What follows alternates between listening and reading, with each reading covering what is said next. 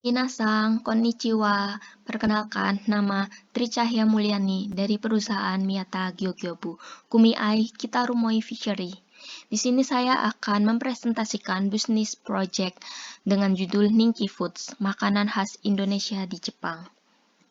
Yang melatar belakangi bisnis ini adalah meningkatnya jumlah tenaga migran Indonesia di Jepang 3 kali lipat, yaitu 121.507 orang, menurut data Kementerian Kesehatan, Tenaga Kerja, dan Kesejahteraan Jepang tahun 2023. Kemudian, dilihat dari rata-rata persyaratan penyalur pemagangan ke Jepang, usia tenaga kerja migran Indonesia di Jepang berkisar antara 18-30 tahun, yang mana memiliki minat kuliner yang tinggi. Perbedaan selera makanan orang Indonesia dengan warga lokal Jepang, sehingga ketersediaan makanan Indonesia sangat jarang ditemui, membuat warga Indonesia yang berada di Jepang merindukan makanan Indonesia. Dari latar belakang tersebut, maka bisnis makanan Indonesia di Jepang sangat potensial. Oleh karena itu, dengan adanya brand produk Ninki Foods ini, saya ingin mengenalkan makanan Indonesia berupa snack gurih. Snack gurih ini menjadi salah satu rekomendasi karena selain praktis, juga memiliki daya simpan yang lama. Makanan ini juga banyak peminatnya, dikhususkan untuk pecinta makanan ringan pedas, yaitu berupa keripik kaca, khusus crispy, kulit crispy, basreng, dan kerupuk seblak, dengan masing-masing pilihan rasa pedas dan rasa balado. Jajanan manis. Untuk solusi yang tidak menyukai makanan pedas, maka disediakan pilihan jajanan basah yang juga dapat dijadikan oleh-oleh atau memperkenalkan makanan Indonesia ke orang Jepang berupa kue dadar gulung, kue bugis, dan kue nagasari. Makanan berat. Jenis makanan ini juga tidak kalah populernya yang dapat dinikmati semua kalangan, yaitu bakso mercon, bakso beranak, bakso aci instan, dan seblak instan. Logo dan kemasan produk. Berikut adalah contoh kemasan produk Ninki Foods jenis repacking. Karena terlalu banyak produk Ninki Foods, maka hanya beberapa contoh kemasannya. Dan ini adalah logo Ninki Foods. Mengapa Ninki Foods? Karena dalam bahasa Jepang, Ninki artinya populer. Saya berharap produk Ninki Food ini bisa populer di pasaran. Dan ini adalah salah satu contoh kemasan dadar gulung. Tujuan dan manfaat. Memanfaatkan waktu luang untuk menambah penghasilan selama di Jepang, menambah skill, meningkatkan kreativitas, serta melatih mental. Selain itu, juga untuk mengikuti kompetensi minorikap. Gambaran umum usaha. Produk Ninki Foods terbagi menjadi dua jenis, yaitu produk yang dibuat sendiri dan produk repacking.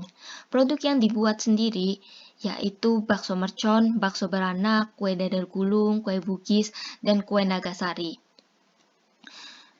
Sedangkan produk repacking adalah produk yang dibuat oleh orang lain, kemudian saya sebagai reseller dengan mengganti packing produk yang tidak memiliki brand dengan kemasan brand Ninki Foods. Produk repacking ini meliputi keripik kaca, usus crispy, kulit crispy, basreng, kerupuk seblak, bakso aci instan, dan seblak instan. Produk handmade dikategorikan sebagai produk made by order, sedangkan produk repacking akan selalu ready dengan stok. Produk dapat dipesan melalui sosial media dan dapat dikirim ke seluruh wilayah Jepang untuk produk ready, tetapi hanya dapat dikirim ke wilayah Hokkaido untuk produk made by order. Analisa SWOT. Yang pertama adalah strengths. Kekuatan yang mampu menghadapi ancaman yang ada adalah perkembangan teknologi informasi yang mendukung pasaran, memudahkan mencari bahan baku dan supplier. Weakness. Kelemahan yang mampu membuat ancaman menjadi nyata atau ada adalah daya saing produk masih lemah, sulit memanajemen waktu antara kerja selesai dan produksi. Opportunities. Kekuatan yang mampu mengambil keuntungan dari peluang yang ada adalah jumlah warga Indonesia yang berada di Jepang meningkat, permintaan pasar meningkat, serta daya beli konsumen meningkat. Threats. Kelemahan yang mencegah keuntungan dari peluang adalah pesaing yang memang hanya fokus di dunia kuliner saja. Aspek pemasaran. Aspek pemasaran merupakan aspek yang paling penting di mana menjadi penentu apakah produk kita akan dikenal dengan diminati orang banyak dengan cara membuat orang penasaran.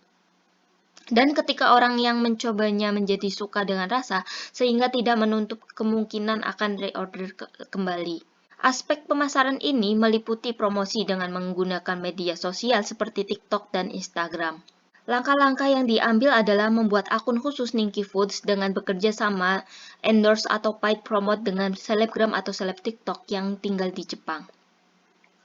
Dengan strategi membuat konten menarik mungkin dan dengan promo berhadiah uang di dalam kemasannya. Berikutnya adalah analisa usaha.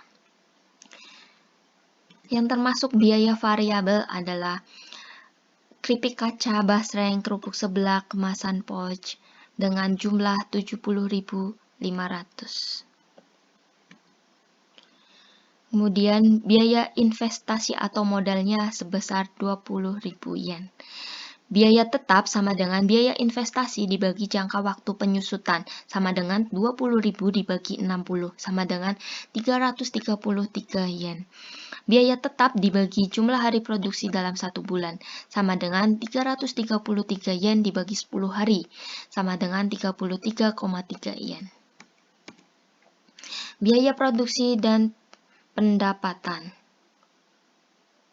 Total biaya produksi sama dengan biaya perawatan ditambah biaya penyusutan ditambah biaya variabel sama dengan 33 ditambah 333 ditambah 70.500 sama dengan 70.866 yen.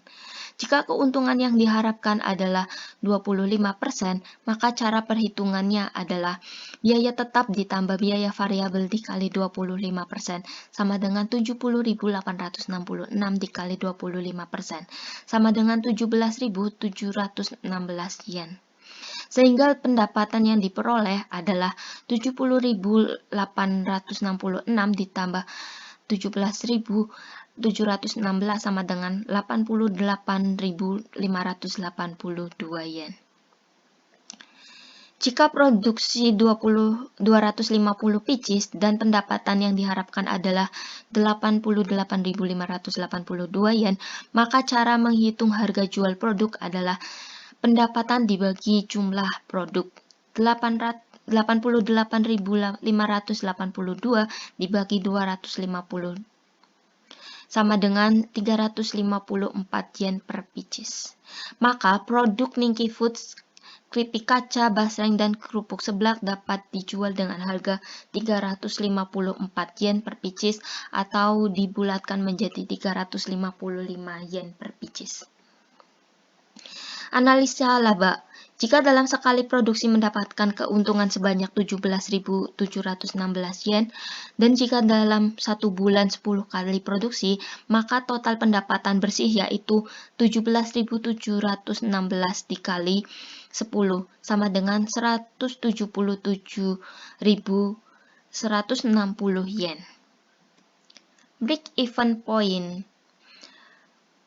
Cara menghitung BEP harga adalah total biaya produksi dibagi total produksi sama dengan 70.866 dibagi 250 sama dengan 283,5 yen. BEP harga tersebut menunjukkan bahwa jumlah produksi sebanyak 250 pieces senilai 355 yen dengan berat 100 gram per pouch dengan total biaya produksi sebanyak 70.866 yen, maka untuk mencapai titik impas, produk harus dijual dengan harga minimal 283,5 yen atau dibulatkan menjadi 285 yen. Sekian pemaparan dari saya. Domo arigatou gozaimasu.